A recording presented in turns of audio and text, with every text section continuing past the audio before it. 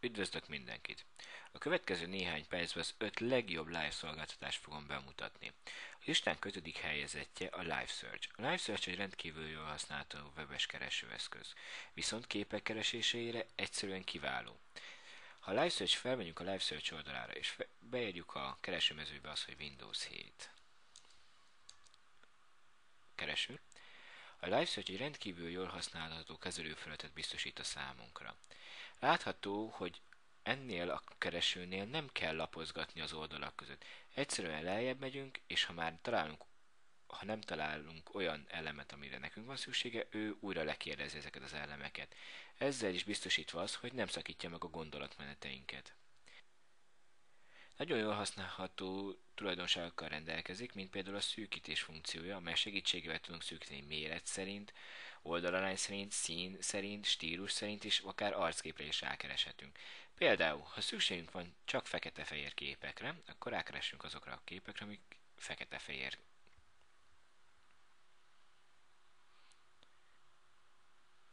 Láthatjuk. Visszaállíthatjuk alaphelyzetbe, illetve akár arcképre is rá tudunk keresni, például azt beírjuk a számára, hogy .NET Developers,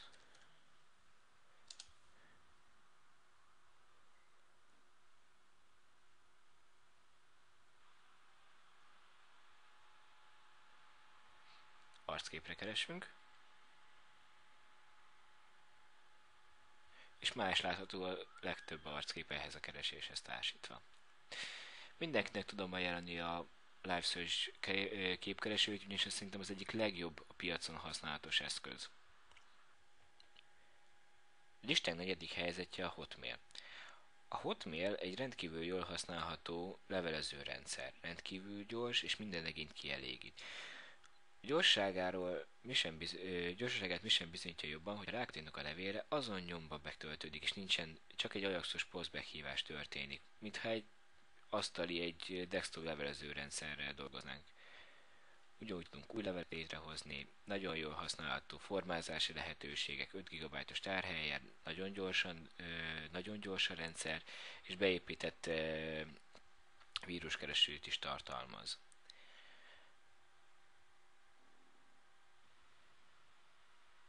Listánk 3. helyezettje a Windows Live Naptár. A Windows Live Naptárt kevesen ismerik, mégis rendkívül hatékony és hasznos eszköz. Segítségével webes területen tudjuk a napirendjeinket, tennivalóinkat ütemezni, naptárba szedve, akár értesítést is kérhetünk egyes tennivalóinkról, valamint lokalizációtól függően a nemzeti ünnepeink is bekerülnek a naptárba. Például ugye január 1 az új év, december 25-a, 26-a karácsony. Ha majd márciusra rákeresünk, akkor láthatjuk a március 15-a nemzeti ünnepünket is. Egyszerűen tudunk felvinni új tennivalókat, hozzáadjuk, eseményt felvesszük, egy cím, egy helyet, megadjuk a számára, hogy melyik naptárba kerüljön bele, és melyik a kezdési, illetve a befejezési időpontot.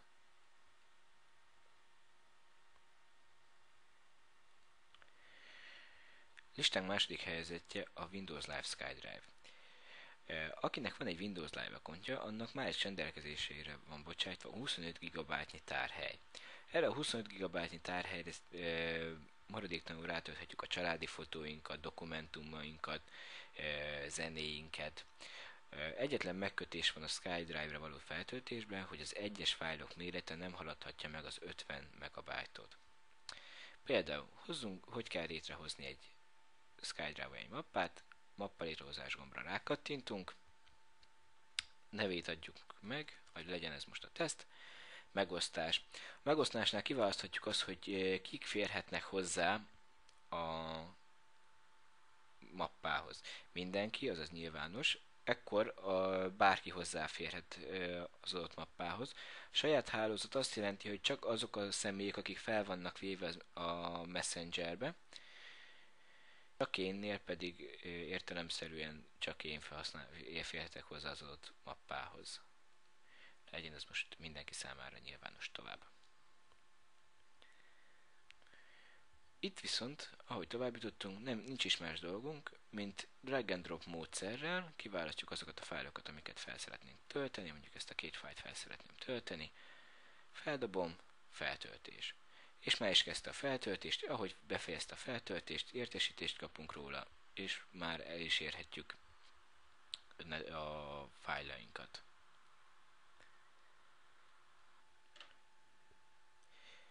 Listánk első helyezettje a Windows Live Mesh. Ez még egy beta állapotban lévő kezdeményezés, viszont nagyon jól használható már most is. A Meshnek célja, hogy adatainkat, dokumentumainkat bárhol le tudjuk szinkronizálni, és bárhova el tudjuk vinni.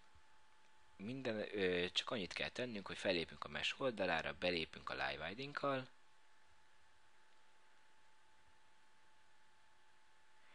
letöltünk egy kis apró alkalmazást, ezt elindítjuk, és hozzá kell adnunk a saját számítógépünket ehhez az alkalmazáshoz, ehhez az rendszerhez. Hozzá lehet adni egy vagy több számítógépet, mobiltelefont, illetve meg PC-t is.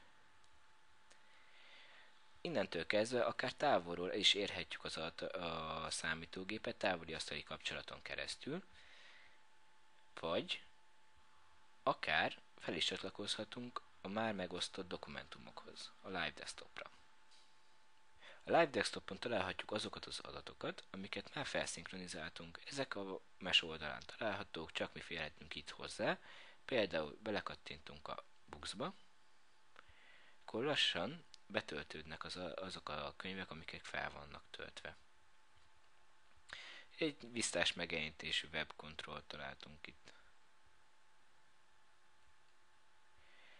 Ha valamit hozzá szeretnénk adni a Meshhez, nem is más dolgunk, itt rákattintani jobb egér gombbal a mappára, és Add Folder to Live Mesh, megadjuk, hogy a videó legyen neve, hogy melyik gépekkel szinkronizálhat, és az OK gombra rá. Nos, ezeket a szolgáltatásokat szerettem volna bemutatni, köszönöm szépen a figyelmet!